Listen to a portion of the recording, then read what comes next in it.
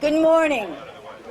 On this gorgeous, gorgeous day in this wonderful town, I am absolutely delighted to see each and every one of you here.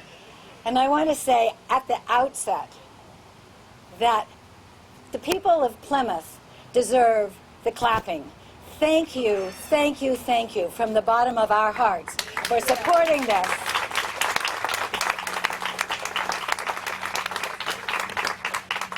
For those of you who might not know, I'm Winnie Holt, and it is my great privilege and great honor to serve as the chair of the trustees of Pease Public Library. And in that capacity, to work hand in glove with an amazing group of people. I happen also to do a shift on the front desk. We'll talk about that in a little bit, and that's how I got into all the rest of this, was coming here as a newcomer 15 years ago and thinking I've got to find something to still have a life. Well, here it is. It is such a privilege to work with Catherine Hillier, the outstanding director of this library.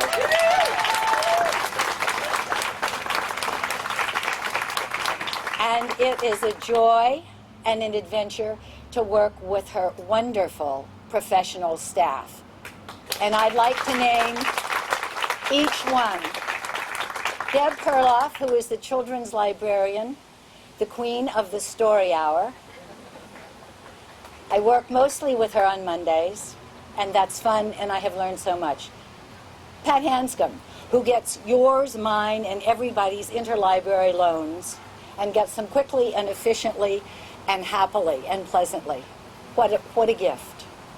Donna Holden, who I would describe as being in charge of sort of the outreach. She makes sure that those passes that people get for all the wonderful places that we can go via this library, that they're up to date and set, that any of your notices get in the windows, that some of the outreach programs we have done get scheduled, in addition to doing everything else that she does on the desk and in the office. Peg Graves, who keeps us indexed and coded and organized, then things that make my eyes glaze over. I get short of breath and can't imagine. And is also works on the front desk and is wonderful. And Nancy Law, who is our expert on young adult fiction and who ran the Teen Read program and the programs for that group this summer and every summer.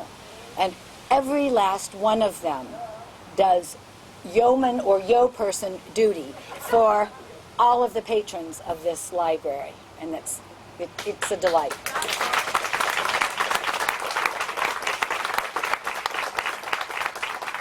Ten years ago, this was an idea and a dream. We knew that it was a necessity. We knew that it was going to take a long time to get to whatever point we might get to. And we began with long-range planning, a broad-based committee from the community who looked at the library and saw what we on the trustees and the staff saw. We were flat, out of room. We were not offering the right access to many of our patrons, and we had some sort of dicey safety issues. We tried to take every step in the proper way, and we tried to keep everybody informed everywhere along the line so that all of you and all of everybody could understand why this was so important. It meant facilities needs planning. It meant many trips to the select board, the zoning board, the planning board, and back. And we were glad to do it because it was important that there be a lot of transparency. And now, my dears, after town meeting and after the rest of this work, we're here. And it is a delight for me to turn the podium over now to Val Scarborough, who chairs the select board here. And she, in turn, will turn it over to Catherine, and then we'll get on to the work. Thank you. Thank you, Winnie, and good morning, everyone. I am honored to speak for the Plymouth Select Board at this historic celebration of our library's expansion, and would like to also extend a special welcome to Senator Deb Reynolds, Representatives Mary Cooney and Suzanne Smith, and Commissioner Martha Richards for being here this morning. Credit for the commitment and hard work that led up to this day truly does belong to the library trustees and staff, the Young Ladies Library Association, the citizens of Plymouth, and many members of our neighboring communities. From its beginning in a single room during the 1870s, the library has evolved into a vibrant community center with great diversity of purpose. The Pease Public Library provides a place for children to develop a love of reading and learning, and for adults to show that same love for a lifetime. It is a place to study and do research, as well as to relax, catch up on the news, and log on to the internet. It is a place for all ages to come together to learn about New Hampshire history, discuss books, play games, learn crafts, and knit. It is a place for groups to meet, and it is home to our great local cable access channel. This expansion will allow our wonderful library to continue to do all these things and to do them better. It will be safer, roomier, and more accessible. Congratulations to everyone who has made this day possible, especially to the library trustees and the library staff, led by Winnie Holt and Catherine Hillier. And now it is my pleasure to turn this program over to Catherine.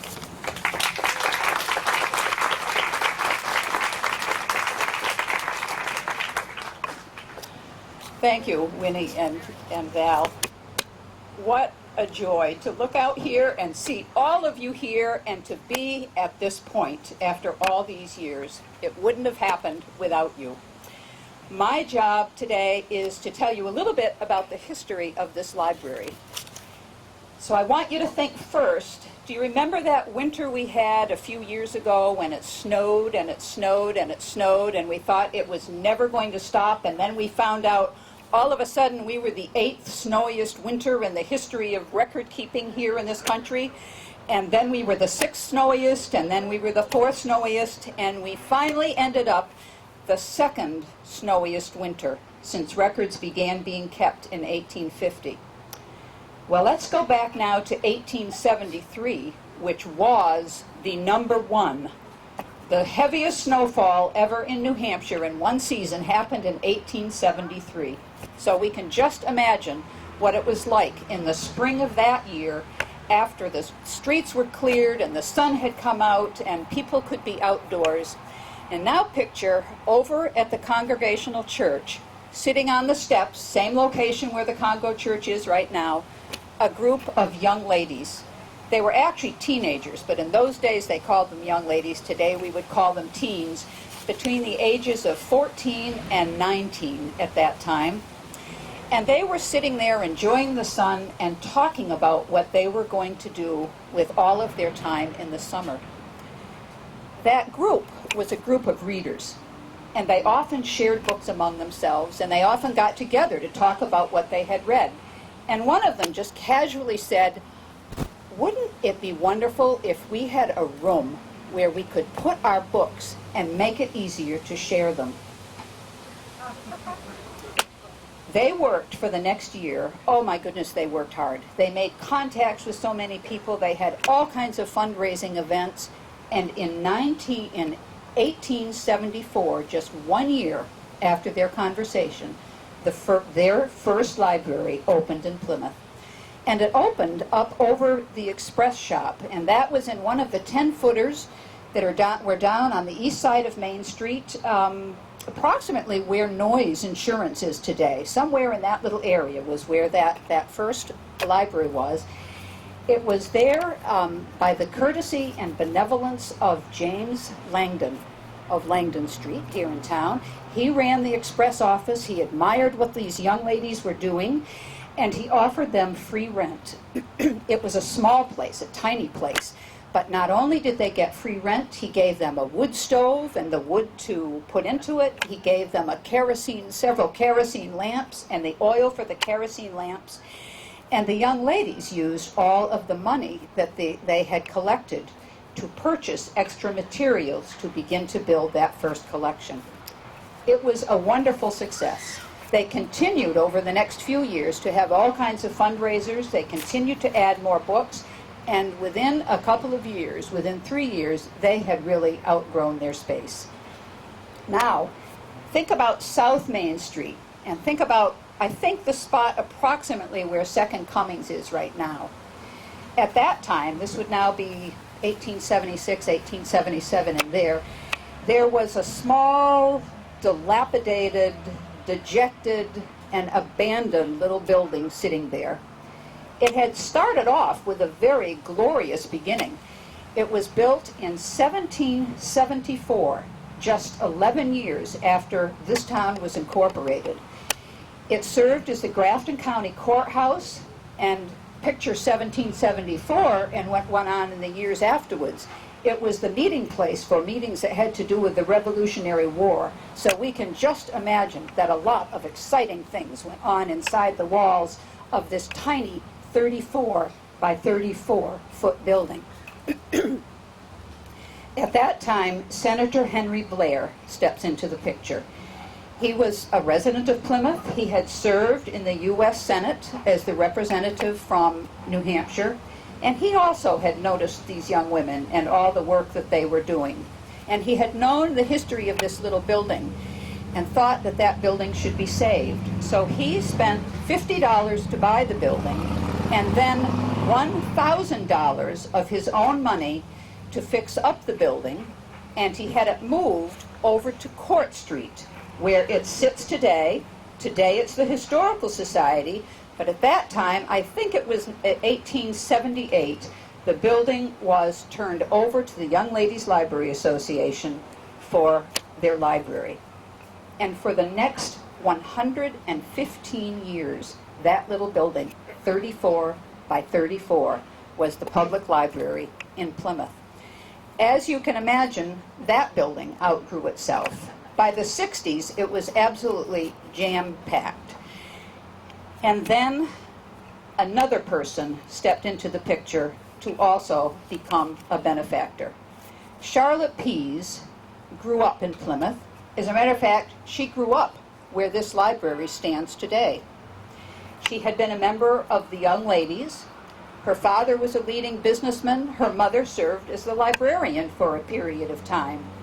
Her brother Harl is the best known of the family. Harl was killed in World War II, received the Congressional Medal of Honor for his heroism, and Pease Air Force Base was named for Harl. Charlotte, in her will, left a large part of her estate to the Young Ladies.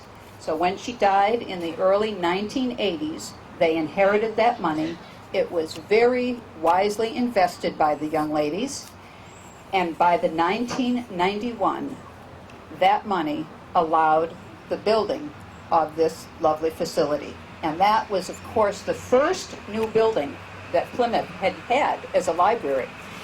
And it was also through the generosity of the Pemigewasset Bank, which is now the Northway Bank, because they gave the land for the building to be placed on, and they also, and we continue to have an arrangement with them now with the Northway Bank for the parking lot. So great generosity there also. So in 1991, the doors opened. Many benefactors helped over many years. Now the story is different. You all know what has happened since 1991. You know why we're here today. But today, the benefactors are very different. And what is so heartwarming is that this is you. We would not be doing this without you. We wouldn't be doing it if you hadn't been willing to go to town hall, to town meeting last year, and vote yes for this to be funded by the town and impact eventually on the town taxes. Many, many of you have made generous donations to the Young Ladies Building Fund so that we could raise several $100,000 to offset some of the cost of the building. The Northway Bank has once again stepped up to the plate and given some land so that we could expand into an area that was theirs and so that the parking lot could be expanded. It has been the most wonderful outpouring of community support, which is so fitting because the library is all about community. It's all about giving people what they need in so many ways. So it is just a thrill, it's a delight. We've come this far, but you are the reason we are here today celebrating. So this is a celebration of you and of all you have given to the library. And don't you think those original young ladies would be astonished? Thank you for being here today.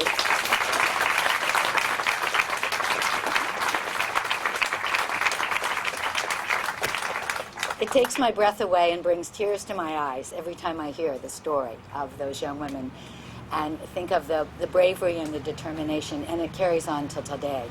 Well, the digging time has about come, and I would like to introduce the up front digging shovel line with the hard hats, and all of you find a place. Tom Salmon, the architect for this next step, is here. Jeff Downing, who heads CCI, the construction company that is going to be pounding the nails and sawing the things and moving the girders, is here. Doug Grant will join us. He serves as treasurer for the trustees and has worked very, very hard, along with Elaine Melquist, who is representing the young ladies on what we have called the steering committee. And we, the four of us, Catherine and I and these two, have really taken on the fundraising project that has been done aside from the tax money. And we think that it is just right that they put on the hard hats and get the shovel too. So, get ready. And Valerie, of course. Sorry about that. I've introduced her once. I'm delighted to introduce her again as many times as possible. And she will be representing the select board, the town government. So, get set. Shovels at the ready and dig it up, because anything you take out is less that Jeff has to move, he says.